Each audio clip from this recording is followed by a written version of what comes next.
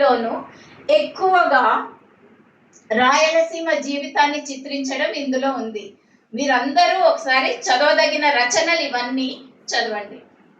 చివరిగా విస్తార, రామయ్య పురస్కారాన్ని పొందిన శ్రీ కొలకలూరి రామయ్య విమర్శ పురస్కారాన్ని పొందిన విస్తార, కవిత్వ సాహిత్య వ్యాసాలు. వీళ్ళిద్దరూ కూడాను కొంతమంది కవుల్ని ప్రేమించారు. ఆ ప్రేమించిన కవులలో ముందుగా నిలిచేటటువంటి వారు శివారెడ్డి గారు. బహుశా శివారెడ్డి గారిని పలకరించి వచ్చిన వాళ్ళు ఇక్కడ 2-3 ఉండింటారు. అదే శివారెడ్డి గారి మీద అంత ప్రేమతోటి రాయడం కవిత్వం. ఇద్దరు కూడాను మందరపు హైమావతి గారి గురించి బాగా రాశారు. అట్లా చాలా మంది కవులను గురించి పేర్కోవడం కనిపిస్తుంది. రామిరెడ్డి గారిలో ఉండేటటువంటి లక్షణం మంచి లక్షణము, నేను కవిత్వాన్ని రాయడానికి నేర్చుకుంటున్నాను అని చెప్తారు. ఈ నేర్చుకోవడం కవుల కవిత్వాన్ని చదవడం ద్వారా నేర్చుకుంటున్నాను అని తనలో తాను ఆత్మావలోకనం చేసుకుంటూ తాను ఎందుకు రాస్తున్నాడు, ఏ దానిని ఇష్టపడుతున్నాడు, ఏమి అందులో నుంచి పొందుతున్నారు అనేటటువంటిది కనిపిస్తుంది. ప్రతిదీ మొదట కవిని పరిచయం చేస్తూ కవిత్వంలోకి వెళ్ళడం తన రచన పంద కనిపిస్తుంది. కవితా సంపుట్లో ఉండేటటువంటి భావాలన్నిటినీ గమనిస్తే చాలా గమనింపులు. హెంగారు మోహన్ దగ్గర ఏమో స్టేట్మెంట్స్, కుప్పలు తెప్పలు స్టేట్మెంట్స్ వచ్చి పడుతూ ఉంటాయి. తిన దగ్గర ఏమో కవుల దగ్గర ఉన్నటువంటి ప్రత్యేకతల్ని కొన్ని గమనించి ఆ గమనించిన వాటిని రాస్తూ పేర్కొంటూ వెళ్ళడం కనిపిస్తుంది. ఈ అన్నింటి క్రమంలో వర్జీనియా బొగ్గు గనుల్లో పని చేస్తూ చనిపోయిన లేకపోతే వికలాంగులైన తండ్రుల పిల్లలకి ఉద్యోగాలని ఇచ్చే అవకాశం ఉన్నప్పుడు మగ పిల్లలకే ఇచ్చే అవకాశం ఉంది, ఆడపిల్లలకి లేదు. ఆడపిల్లలకి కూడా కేవలం మా తండ్రికి ఆడపిల్లలే ఉంటే ఆ ఆడపిల్లలకి ఇవ్వాలి అనేటటువంటి ఒక ఉద్యమము, ఆ ఉద్యమానికి సంబంధించిన ఫలితము, జీవోలు రావడము, ఒక చారిత్రక పరిణామాన్ని చూపిస్తున్న కథలు 2 కనిపిస్తాయి. వాస్తవాలని, తనకు ఆడపిల్లలంటే ఇష్టం అనేది కథల్ని చూస్తుంటే అర్థమవుతుంది. చాలా మంది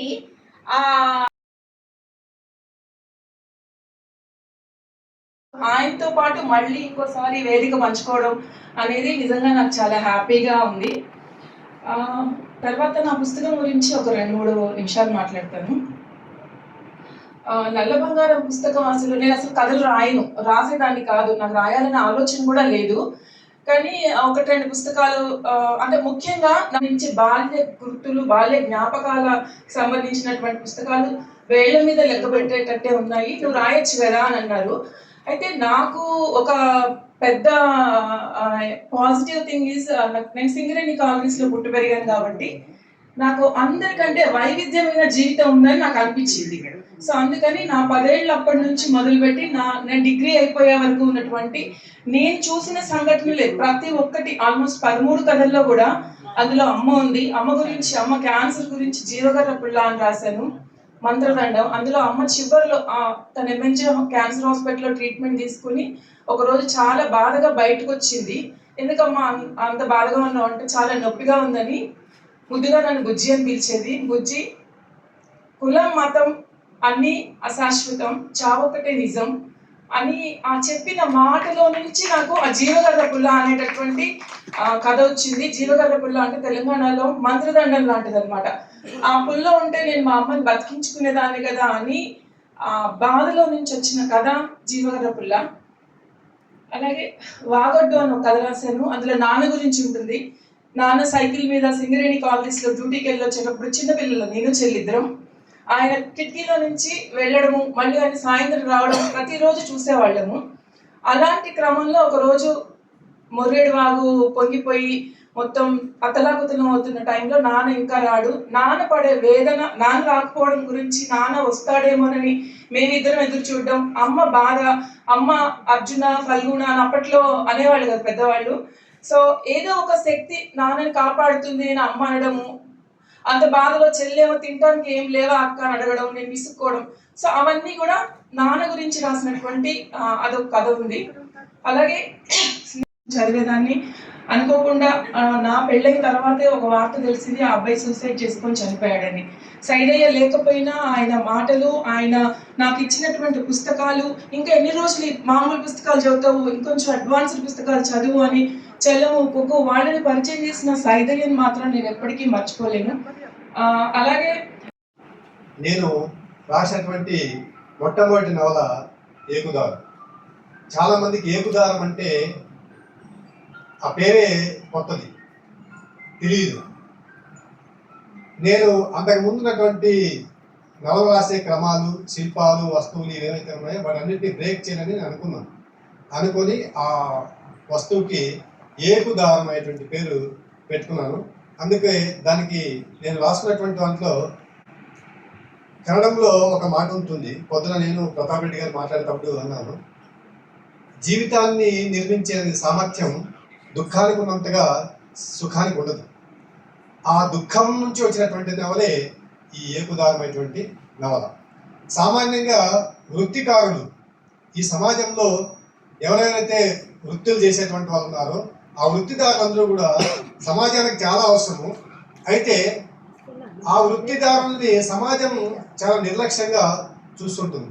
అట్లాగే ఒక గ్రామానికి లోపల ఏముందో చదవడానికి అవకాశం ఉండొచ్చు, ఉండకపోవచ్చు. లేకపోవడం వలన నష్టం ఏం జరగదు, అట్లాంటి భయాలు పెట్టుకోవద్దు అని చెప్తున్నాను. అదే మొదట్లో అన్నది నేను. తనకు నా అనుమానము సంపూర్ణంగా పోయిందని నేను నమ్ముతూ కృతజ్ఞతలు తెలియజేస్తూ ఇప్పుడు మాట్లాడవలసిందిగా శ్రీ రామయ్య, కలుకులూరు రామయ్య విమర్శ పురస్కారాన్ని పొందినటువంటి కెంగార మోహన్ గారిని ఆహ్వానిస్తున్నాను. తీసుకోను, నేను పెద్ద వక్తను కాదు. నాకు ఇక్కడ 3 ప్రత్యేక విషయాలు ఉన్నాయి. ముందుగా ఒక నిమిషంలో సభకు నమస్కారం. అందరికి నమస్కారం పెడితే టైం అయిపోతుంది. ఈరోజు నా బర్త్డే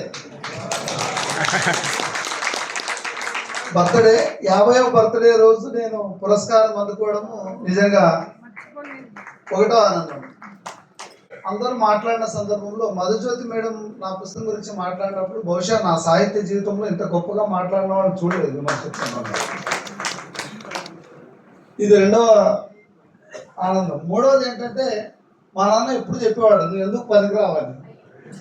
నేను కూడా కలుకులూరు రామయ్య పురస్కారం అందుకున్నాను నాన్న అని చెప్పడం ఆనందంగా అనిపిస్తుంది. మా నాన్న లేడు. సైన్స్ చదవాల్సిన విద్యార్థి వీడు ఎప్పుడు సాహిత్యము ఏంటి, వీడు రేపు చదువుతున్నాడు, వీడు డాక్టర్ కావాల్సిన వాడు ఎందుకు ఇట్లా తయారైనాడు అని మా నాన్న ఎప్పుడు బాధపడుతుండేవాడు. అయితే ఈరోజు నేను డాక్టర్ కానందుకు ఆనందంగానే ఉంది. సరే, చాలా సంతోషం. విమర్శకు సంబంధించి ప్రమాణాలు ఇంతవరకు తెలుగు సాహిత్యంలో ఇలాగే ఉండాలనే నిర్దిష్టమైన ప్రమాణాలు అన్వేషించినప్పుడు యూరోపియన్ సాహిత్యకారులు కొంత మనకు ఫీడ్బ్యాక్ చెప్తారు. విమర్శని మాట్లాడడం కానీ దాన్ని అంచనా వేయడం కానీ అది చాలా సాధారణ విషయం అని మాత్రం నేను అనుకోను. అయితే నేను చూసిన ప్రమాణాల్లో మేడం చెప్పారు, నేను కవిత్వాన్ని ఈ పుస్తకం మొత్తం కూడా 60 కవిత్వ పుస్తకాల మీద విమర్శ చేశాను. నేను 60 కవిత్వ పుస్తకాలే. నేను కవిత్వాన్ని ఎక్కువగా ప్రేమించడం వల్లనే నేను కథలు కూడా రాశాను. నేను రాసిన 11 కథలు దళిత కథలే. నేను దళిత నేపథ్యంలో నుంచి వచ్చిన వాడిని. చిన్నప్పుడే నేను అవమానాలు, అంటచిబెట్టి అవన్నీ చూసిన వాడిని. నాకు అది నా జీవితం. అది పల్లెటూరులో రాయలసీమ పల్లెల్లో నేను చూసిన అవమానాలు. అయితే కొంత వెసులుబాటు ఏంటంటే మా నాన్న చిన్న ఉద్యోగి కావడం వల్ల కొంత తక్కువనే. అయితే నేను అనుభవించిన ఇది కూడా ఉంది. ఈ ప్రమాణాలు అనేసరికి నేను నా పుస్తకం గురించి ఇప్పుడు మాట్లాడిన, కానీ కవులందరూ కూడా నా ఉద్దేశంలో ఎక్కువ చదవాలని నేను కోరుకుంటాను. ఎక్కువ చదివి తక్కువ రాస్తేనే తెలుగు సాహిత్యానికి, తెలుగు కవిత్వానికి కొంత ప్రామాణికమైన కవిత్వాన్ని అందించగలమని మాత్రం నేను బలంగా నమ్ముతాను. ఇప్పుడు వస్తున్న పుంఖాల కవిత్వం, సముద్రం అంత కవిత్వంలో కవిత్వాన్ని చూడలేకపోతున్నా. నేను ఎక్కువ కవిత్వాన్ని చూడలేకపోతున్నా. చాలామంది కవిత్వము నచ్చినా కూడా నాకున్న టైంలో రాయలేకపోతున్నా. నాకున్న ప్రత్యేకత ఏమంటే నేను మల్టీలింగ్వల్, కర్ణాటక సరిహద్దు ప్రాంతంలో పుట్టినవాడిని.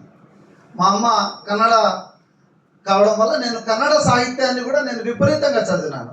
ఎక్కువ చదవడం. ఒక రకంగా చెప్పాలంటే నా ఇల్లు మినీ లైబ్రరీ. మా ఆవిడ నన్ను కొత్తగా పెళ్లి చేసుకున్నప్పుడు 24 గంటలు చదువుతూనే ఉంటావు ఏందనేది ఫస్ట్. కాకపోతే ఆమెకు నాకు సమస్య లేదు, ఆమె మ్యాథమెటిక్స్, నేను తెలుగు, ఇబ్బంది లేదు. కాకపోతే బాగా చదవడం, ఎంత ఎక్కువ చదువుతామో అంత రాయడం, ప్రతి పుస్తకాన్ని నోట్స్ రాసుకోవడం అలవాటు. నోట్స్ రాసుకొని వివిధ గ్రంథాలతో కంపేర్ చేయడం నాకు విమర్శలో ప్రత్యేకత. నేను తీసుకున్న విమర్శలో మార్క్సిజం, డార్విన్, సిగ్మండ్ ఫ్రాయిడ్. నేను ఎంఎస్సి సైకాలజీ ఎస్వి యూనివర్సిటీలో చదవడం వల్ల నేను కవిత్వాన్ని సైకాలజీలో అప్లై చేయటం. కవిత్వం అంటేనే మనస్సు అంటారు కదా.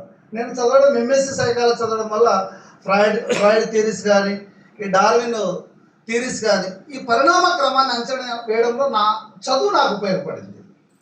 ఇతరుల విమర్శ గ్రంథాలు చదవడం కూడా ఎంత ఇష్టమో, నాకు నేనుగా ఒక థియరీని అప్లై చేసుకోవడం నాకు ఇష్టం.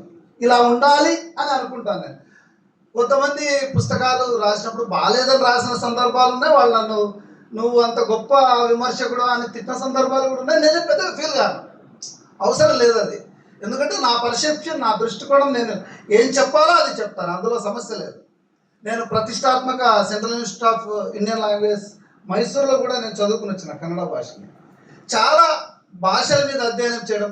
వాస్తవానికి నేను కవిత్వాన్ని మొదటగా విమర్శ రాయలేదు. నేను మొదటగా రాసింది పెరుమాళ్ మురుగన్ రాసిన 1 Part Women అర్ధనారి నవలని నేను మొట్టమొదటిసారిగా విమర్శ రాశాను.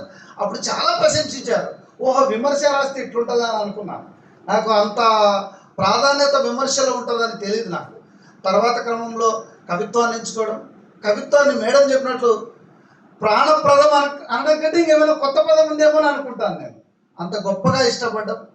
అయితే ఇష్టపడడం ఈరోజు కొలకలూరి రామయ్య పురస్కారాన్ని ఇంతవరకు తీసుకొచ్చిందని నేను అనుకుంటున్నాను. సహజంగా ఎక్కువ చదవడం, తక్కువ రాయడం నాకు ఇష్టం. ఆ క్రమంలోనే నేను ఈ పురస్కారం నన్ను, నా కుటుంబానికి గౌరవాన్ని పెంచిందని అనుకుంటున్నాను. నన్ను కూడా ఇంత ప్రతిష్టాత్మకమైన పురస్కారం వరించింది అన్నప్పుడు నాకు చాలా ఆనందంగా ఉంది.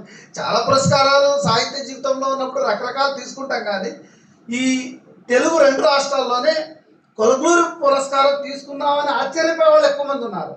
ఉదాహరణకు నేనే. అసలు వీళ్ళందరూ వేదిక మీద ఉన్న వాళ్ళు, వీళ్ళ ఇంటర్వ్యూలు వచ్చాయో లేదు కానీ నా ఒక 7-8 పత్రికల్లో ఇంటర్వ్యూలు వచ్చాయి, చాలా పత్రికల్లో వచ్చాయి. ఇక్కడ కూర్చున్న వేదిక మీద కూర్చున్న పలంనేరు బాలజన్న మొదటి ఇంటర్వ్యూ చేశాడు వసంత బేగం. తర్వాత సృజనకాంతి పత్రిక విల్సన్ రావు అన్న, ఇట్లా చాలా పత్రికలు. అసలు వీళ్ళు వచ్చినాయో నేను చూడలేదు, కానీ నాకు చాలా ఇంటర్వ్యూలు వచ్చినాయి. బహుశా చిన్న ఏజ్లో విమర్శ పురస్కారం తీసుకున్నందుకే కావచ్చు అని నేను అనుకుంటున్నా. అయితే ఈ పురస్కారాన్ని అందించిన కుటుంబ సభ్యులందరికీ కూడా నేను పేరు పేరున వారందరికీ హృదయపూర్వక ధన్యవాదాలు తెలియజేస్తూ, ముఖ్యంగా పితృ సమానులైన ఇనాక్ గారికి మరీ హృదయపూర్వక ధన్యవాదాలు తెలియజేస్తూ ముగిస్తున్నాను. సందర్భంగా వాళ్ళందరికీ నేను ఏదో రకంగా వారిని అభినందించాను, వాళ్ళకి పుట్టినరోజు బట్టలు కొనిచ్చాను. అయితే ఈ రోజు ఇంకొక సోదరుడు వచ్చినాడు 50 ఏళ్ళకి. వారికి అవార్డు ద్వారా మేము సత్కరించుకోవడం మాకు సంతోషంగా ఉంది. అంటే జీవితంలో 50 ఏళ్ళు నిండడం అనేది మనం ఒక ల్యాండ్ మార్క్ దాటినట్టు నేను భావిస్తూ వీళ్ళని అలా భావించుకొని వీళ్ళని అభినందించాను. మీకు మరోసారి పుట్టినరోజు శుభాకాంక్షలు. ఇప్పుడు శ్రీ కొలకలూరి రామయ్య పురస్కారాన్ని, విమర్శన పురస్కారాన్ని స్వీకరించిన శ్రీ ఎంవి రామిరెడ్డి గారిని మాట్లాడవలసిందిగా ఆహ్వానిస్తున్నాను. వేదిక రావించిన పెద్దలందరికీ నమస్కారం. వేదిక ఎదుట ఆశీనులైన సాహితీ పుత్రులందరికీ 2 నమస్కారాలు. సంతోషం రెట్టింపు, ఆనందం ద్విగుణీకృతం, లేదా ఇంగ్లీష్లో చెప్పండి డబుల్ బోనెంజా, డబుల్ ధమాకా, ఇలాంటి భావాలన్నీ కూడా మనస్సాగరంలో అలా ఈసిపడుతున్నాయి. ఎందుకంటే కొలకలూరి కుటుంబం ఇచ్చేటువంటి పురస్కారం ఒకసారి అందుకోవటమే అదృష్టం అయితే, ఈరోజు నేను 2వసారి ఆ పురస్కారాన్ని అందుకుంటున్నాను. నాకు వెంట వచ్చినదే నేను ఆ కథా సంపుటికి చిరంజీవి డాక్టర్ సరయ్య చిన్న సత్కారాన్ని స్వీకరించవలసిందిగా ఆహ్వానిస్తున్నాను. ఆశిష్ ప్రభా, శ్రీనివాసరావు. తను నా కూతురు పీజీ ఈ కార్యక్రమం కోసమే వచ్చింది.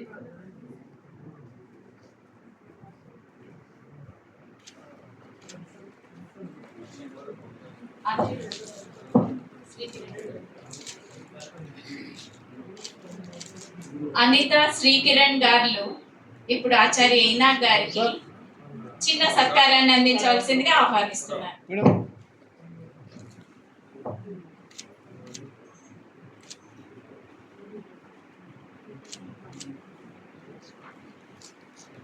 Okay, thank you.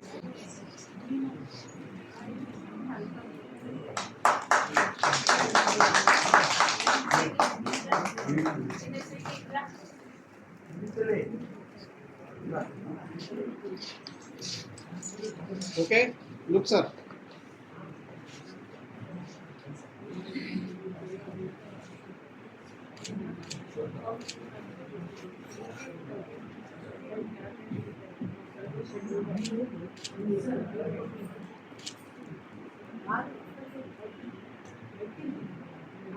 Okay.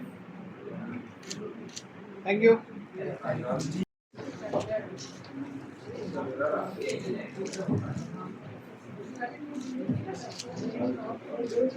Just one.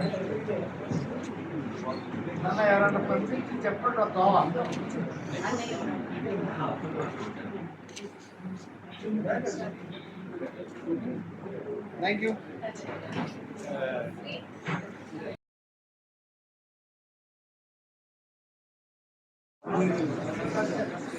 Okay, ready, look.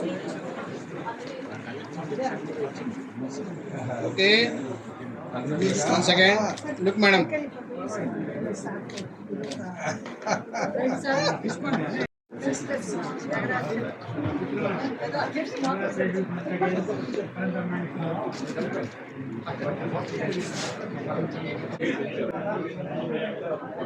Okay, ready. 1 second, sir. Look, sir.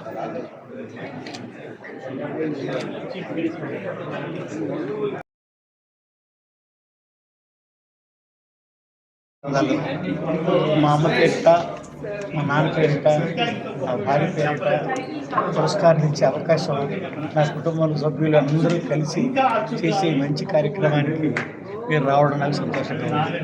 ఈ సాహిత్య కార్యక్రమానికి పురస్కారాలు స్వీకరించినటువంటి ఆత్మీయులకి, ఆ పురస్కారాలకి పంపించినటువంటి సోదరులకి వాళ్ళందరికీ ధన్యవాదాలు తెలియజేస్తున్నాను.